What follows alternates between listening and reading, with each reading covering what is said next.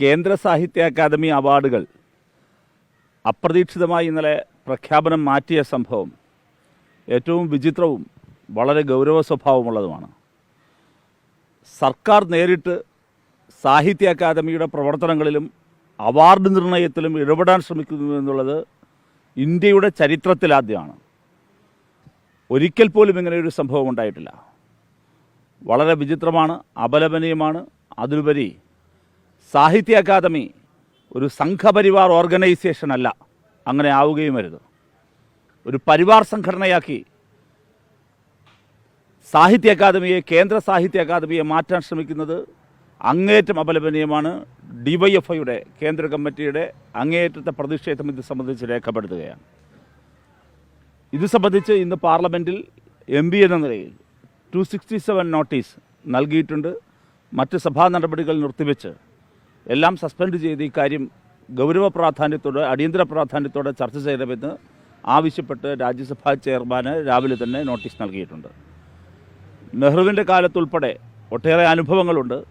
ഒരിക്കൽ പോലും സാഹിത്യ അക്കാദമിയുടെ ഓട്ടോണമസ് പദവിയിലോ അതിൻ്റെ സ്വഭാവത്തിലോ, ഓട്ടോണമസ് സ്വഭാവത്തിലോ ഇടപെടാൻ ഒരു പ്രധാനമന്ത്രി പോലും ഇതുവരെ തയ്യാറായിട്ടില്ല.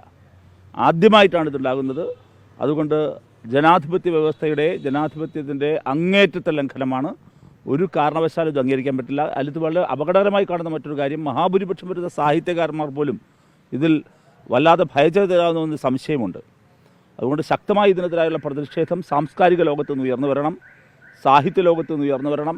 അതോടൊപ്പം തന്നെ മറ്റ് ജനാധിപത്യ ശക്തികൾ ഇത് സംബന്ധിച്ച് ഗൗരവ പ്രാധാന്യത്തോടെ പ്രതികരിക്കാൻ തയ്യാറാകണം.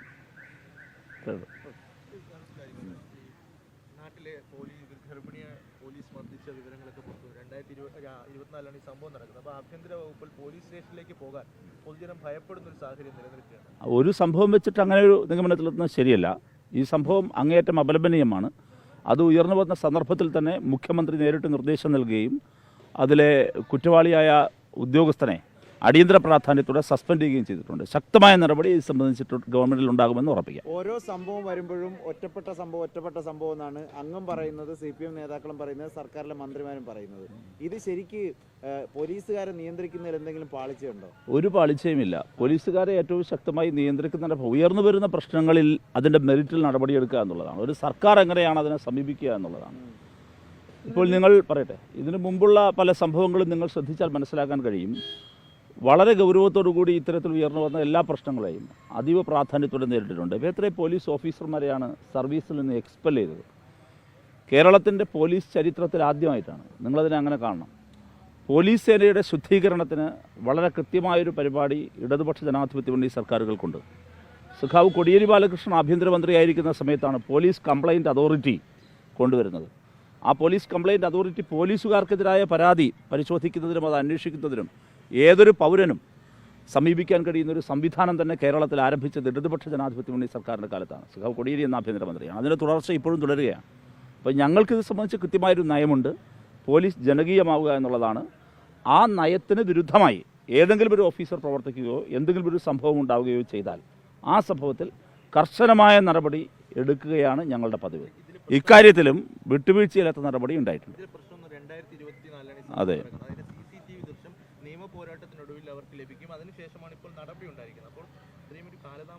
അല്ല, കാലതാമസം ഇതുവരെയാണല്ലോ. ഇത് സംബന്ധിച്ച് പല പരാതി പറയട്ടെ, പറയാം. ലഭിക്കുന്ന പരാതികൾ സ്വാഭാവികമായ പരിശോധനയ്ക്ക് കൊടുക്കുകയാണ് പതിവ്.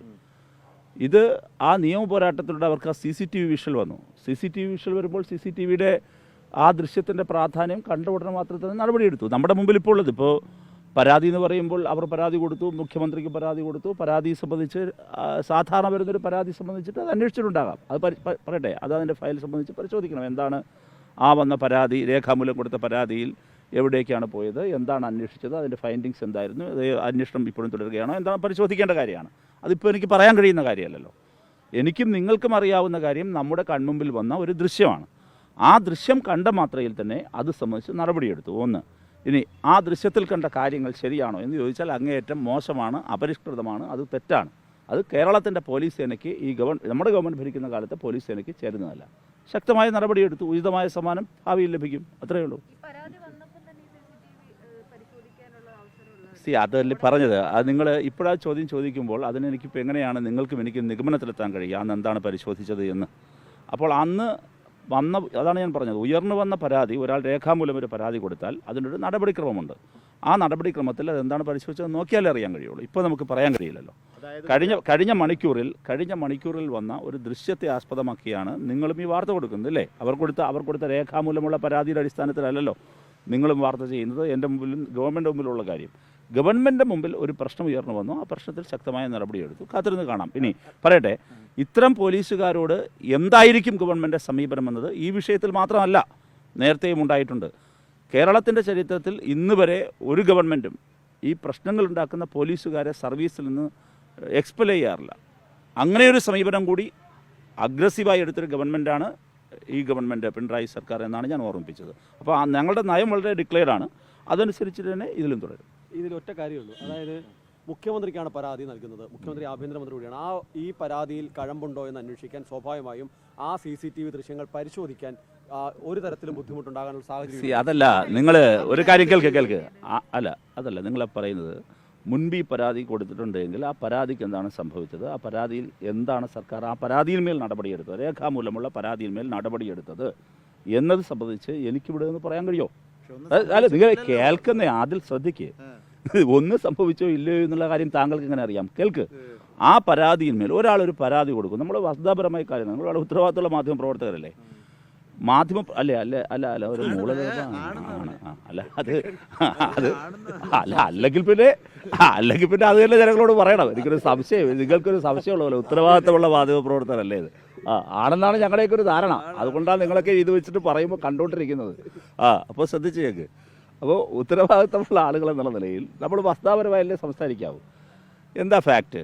ഒരു സംഭവമുണ്ടായി, അങ്ങനെ ആയിരക്കണക്കിന് പരാതികൾ തീർച്ചയായും ഭരണസിരാ കേന്ദ്രത്തിലേക്ക് എത്താറുണ്ട്, പോലീസ് മേധാവിക്ക് വരാറുണ്ട്. അങ്ങനെ ഈ പറയുന്ന പരാതിയിൽ എന്താണ് നടന്നത് എന്നും ആ പരാതി എങ്ങനെയാണ് പരിശോധിച്ചത് എന്നും എനിക്കിവിടെ നിന്ന് പറയാൻ കഴിയുമോ? അങ്ങ് കേൾക്കുന്നേ, പറയാൻ കഴിയുമോ? അതെങ്ങനെ പറയാൻ പറ്റും? പറയട്ടെ, കേൾക്ക്. അപ്പം നമ്മുടെ മുമ്പിലുള്ള ഇപ്പോഴത്തെ പ്രശ്നം എന്താ? ഇപ്പോഴത്തെ പ്രശ്നം ഒരു വിഷ്വൽ പുറത്തു വന്നു. ആ വിഷ്വലിന്മേൽ സർക്കാർ എന്ത് നടപടിയെടുത്തു, എന്തെടുത്തില്ല എന്നല്ലേ ചർച്ച ചെയ്യാൻ എളുപ്പം? അപ്പം അതിൽ സർക്കാർ കണ്ണടച്ചോ? ഇല്ല. സർക്കാർ അതിൽ കർശനമായ നിലപാട് സ്വീകരിച്ചു. 1. 2, ഇത്തരക്കാരോടുള്ള സർക്കാരിൻ്റെ സമീപനമെന്ത്, അത് വളരെ വ്യക്തമാണ്. ഈ കേസിലെ നടപടിയിൽ മാത്രമല്ല, ഇതിനു മുൻപ് അതാണ് ഞാൻ പറഞ്ഞത്, ആരോപണ വിധേയരായ പോലീസുകാരെ സസ്പെൻഡ് ചെയ്യുകയോ ഇല്ലെങ്കിൽ സ്ഥലം മാറ്റം ചെയ്യുകയോ മാത്രമാണ് കേരള പോലീസ് സേനയുടെ ചരിത്രത്തിൽ ഉണ്ടായിട്ടുള്ളത് എങ്കിൽ അതിൽ നിന്നും വ്യത്യസ്തമായി ഗുരുതരമായ കുറ്റകൃത്യങ്ങളിൽ വീഴ്ചകളിൽ ഏർപ്പെട്ട പോലീസുകാരെ, ഉയർന്ന ഉദ്യോഗസ്ഥരെ പോലും എക്സ്പെൽ ചെയ്യുന്ന ശക്തമായ നടപടി കേരളത്തിൻ്റെ ചരിത്രത്തിൽ ആദ്യമായി സ്വീകരിച്ച, പോലീസ് സേനയുടെ ശുദ്ധീകരണത്തിന് ജനപക്ഷപരമായ തീരുമാനം ശക്തമായി സ്വീകരിച്ച ഒരു മുഖ്യമന്ത്രിയും ഗവൺമെൻറ്റുമാണിത്. സോ വെയിറ്റ് ആൻഡ് സീ എന്നല്ലേ പറയാൻ പറ്റും. ലോകത്തെവിടെയായാലും ഏത് സമയത്തും 24 വാർത്തകളും ഓഗ്മെന്റഡ് റിയാലിറ്റി പാക്കേജുകളും എക്സ്പ്ലെയിനറുകളും വിശദമായി കാണാൻ ഞങ്ങളുടെ YouTube ചാനൽ നിങ്ങൾക്ക് സബ്സ്ക്രൈബ് ചെയ്യാം.